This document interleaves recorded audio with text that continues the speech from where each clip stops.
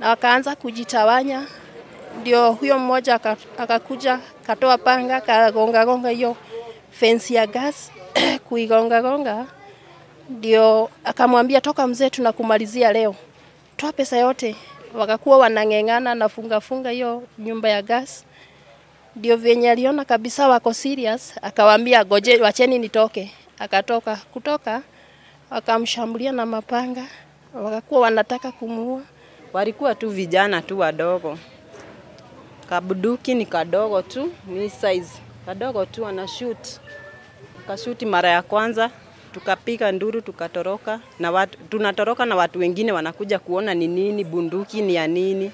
Akashuti mara ya pili, sasa kila mtu akatoroka, wakachukua, sasa wakaingia mpaka ndani. But sasa hiyo washamkatakata. Ronda Ward imekuwa ni set of goons. Na tumekuwa na stress sana kwa sababu kitu ya kwanza hatuna police post hapa Ronda Ward. Tukio kama la jana, simu tulipiga na tukapigia polisi hapa, lakini walikuja after 30 minutes. Na polisi wa kwanza kurada hapa alikuwa wa Central, na hapa kuko na polisi.